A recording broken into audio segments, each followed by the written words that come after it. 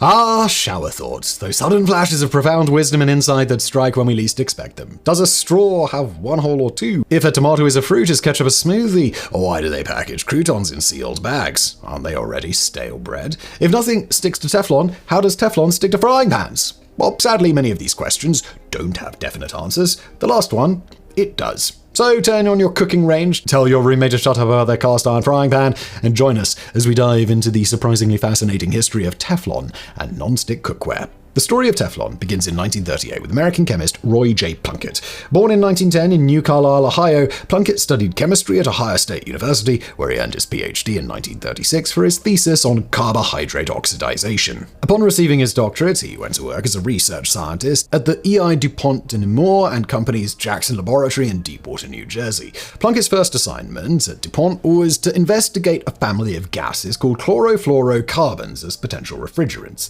At the time, most refrigeration systems ran on highly toxic substances like sulfur dioxide and ammonia, which leaked and killed dozens of people every year.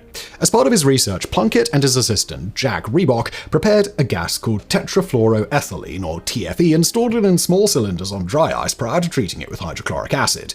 On April 6, 1938, the pair loaded one of these cylinders into their experimental apparatus, opened the valve, and nothing happened. No gas escaped the cylinder, even though its weight suggested that it was still full. Puzzled, Plunkett removed the valve and inverted the cylinder, causing some white powder to fall out. He stated of this, "We scraped around some with a wire inside the cylinder to get some more of the powder.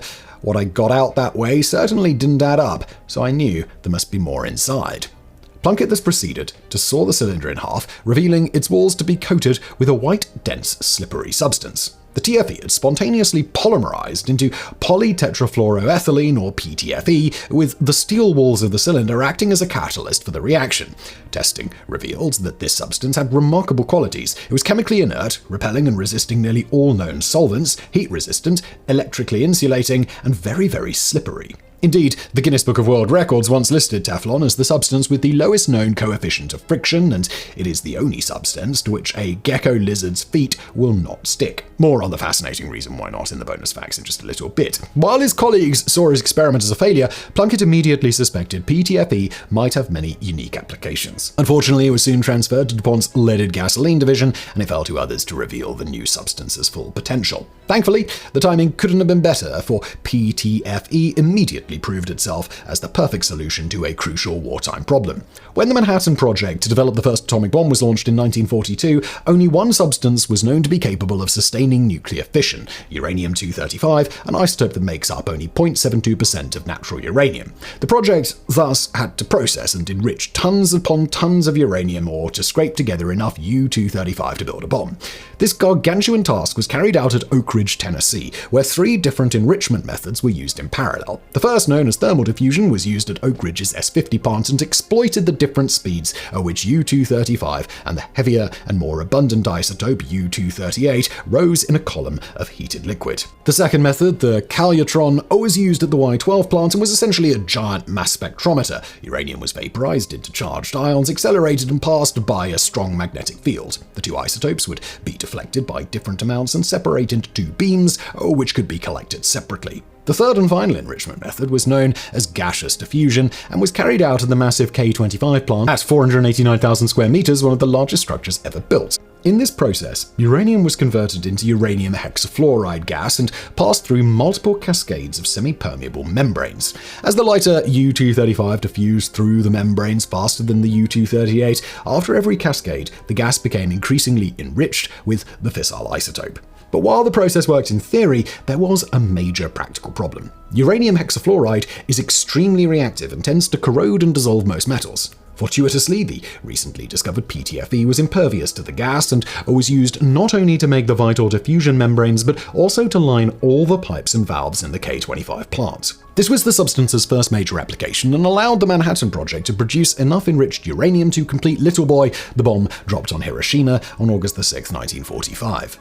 In that same year, Kinetic Chemicals, a partnership between DuPont and General Motors, trademarked PTFE under the now ubiquitous name Teflon. Despite its successful use in the Manhattan Project, up until this point, Teflon had been expensive to produce and difficult to shape into useful products. But DuPont chemists soon developed new formulations and manufacturing methods to make Teflon easier to mold and extrude, and in 1950 the company built its first dedicated Teflon plant in Parksburg, West Virginia. At first, the substance was mainly used for coating machined metal parts and making chemical-resistant seals and gaskets, but soon DuPont expanded into Teflon-coated baking pans, conveyor belts, and blades for industrial bakeries and kitchens.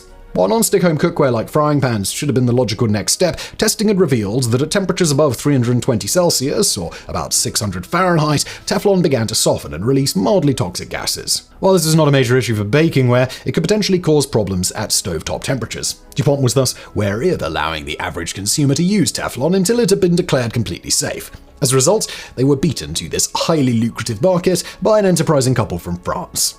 In 1954, Marc Grégoire, an engineer at the French National Office for Aerospace Research, or ONORA, was experimenting with Teflon to coat the molds for fiberglass fishing rods. On learning of his research, his wife Colette urged him to use Teflon to create non-stick cookware like frying pans. After perfecting and patenting the coating process, the Grégoires set up a successful home-based business, with Marc coating the pans at home and Colette peddling them on the streets. French chefs snapped up the amazing new pans, and by 1956 the Grégoires had made enough money to open their own factory, producing non-stick cookware under the brand name Tefal, a contraction of Teflon and aluminium. That same year, the French health authorities declared that Teflon presented no health hazard, while in 1958 the French Ministry of Agriculture approved the use of Teflon in food processing. By 1960, the Tefal factory was producing over 3 million units per year. Realizing that they were losing out on a valuable market, DuPont sought approval from the FDA to use Teflon in cookware and food processing equipment. But while this approval was granted in January 1960, DuPont still moved slowly, seeing non-stick cookware as a lesser priority. It was not until an American businessman named Thomas Hardy began importing Tefal cookware from France that the newfangled product began to take off in the United States. Hardy became the new evangelist of non-stick cookware, importing millions of French-made frying pans and building his own factory in Timonium, Maryland in 1961. That same year, another entrepreneur named Marion Trezzolo, founder of Laboratory Plasticware Fabricators, introduced a rival American-made non-stick pan under the brand name The Happy Pan. Unfortunately, Hardy and Trezzolo's hard work and enthusiasm soon backfired as other cookware manufacturers began producing their own non-stick products, flooding the market. As American chemists had less experience with Teflon coatings than their French counterparts, many of these imitators were inferior to the Tefal originals, turning many American consumers away from the idea of non-stick cookware. In response, DuPont launched a massive research campaign to improve their product, and in 1968 launched their own line of non-stick frying pans, featuring their more scratch-resistant Teflon 2 formulation. Teflon cookware has been a staple of the American kitchen ever since. So, how do they actually get the Teflon to stick to the pans? This apparently impossible feat involves two main processes, one mechanical, one chemical. Prior to being coated, non-stick cookware is sandblasted to create a rough surface full of tiny nooks and crannies. The Teflon coating is then heated up to its softening point and pressed into place so that it flows into these openings and hardens, creating what are effectively millions of tiny dovetailed joints that hold the coating firmly in place. But while this pre-roughening is typically enough to ensure the Teflon doesn't slide or peel off, the Teflon itself can also be made stickier via a number of chemical processes. What makes Teflon so slippery and chemically inert is the presence of the element fluorine, which is extremely electronegative and holds tightly to its electrons, preventing it from reacting with other elements. Bombarding the Teflon coating with high-voltage plasma prior to application, a process called corona discharge treatment, strips away some of these fluorine atoms, allowing them to be replaced with other elements like oxygen that bond more readily with the metal pan. This same effect can also be accomplished by using chemicals known as reducing agents.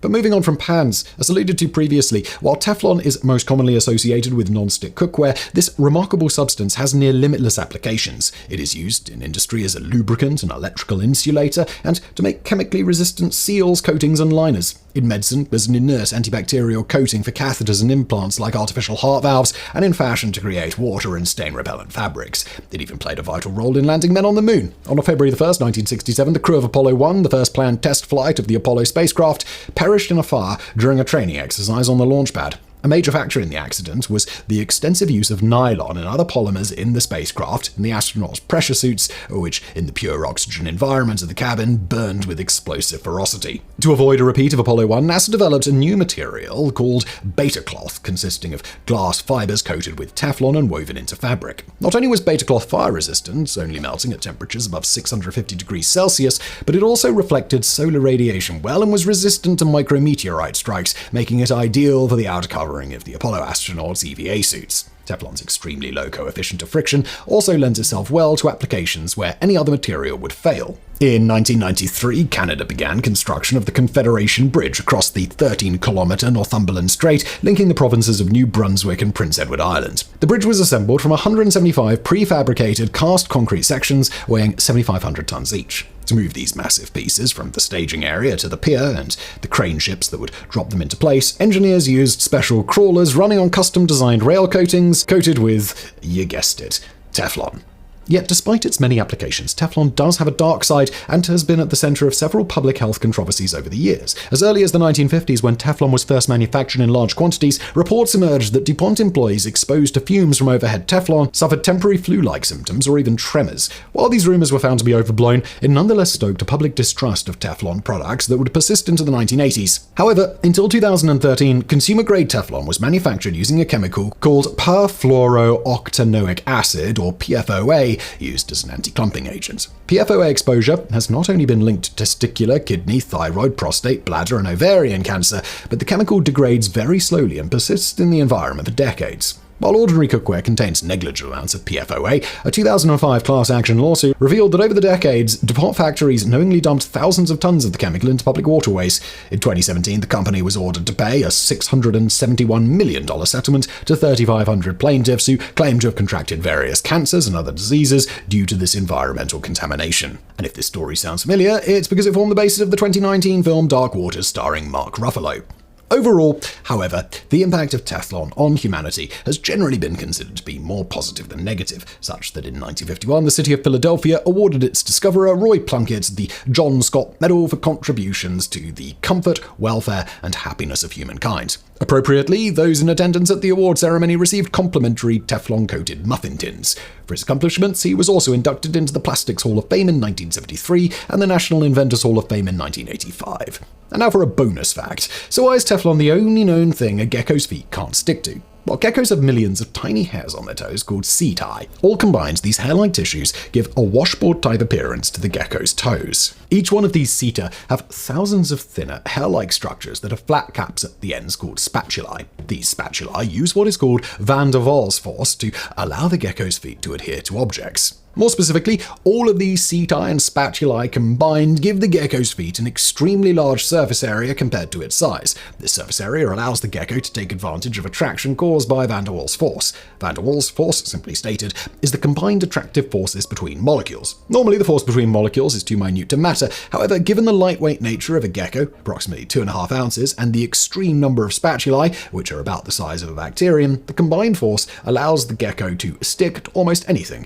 The surface area is so great that it has been shown that if a mature gecko were to have all of their setae in contact with the surface at one time, it could potentially support up to 290 pounds. And this brings us to Teflon, which, as noted, is mainly carbon and fluorine. Fluorine itself, again, as noted, is highly electronegative, meaning it really likes to attract electrons to itself. Because of this, it tends to mitigate what is known as the London dispersion force. This force is thought to usually be the dominant player in the van der Waals force. Thus, a gecko who is dependent on the sum total of all the factors of van der Waals force would find it extremely difficult to stick to anything that eliminates its ability to utilize this force. As such, geckos cannot stick to Teflon. And just as another fun gecko fact, most geckos lack a movable eyelid. Instead, they use their tongue to help keep their eyes clean and moisturized. Thank you for watching.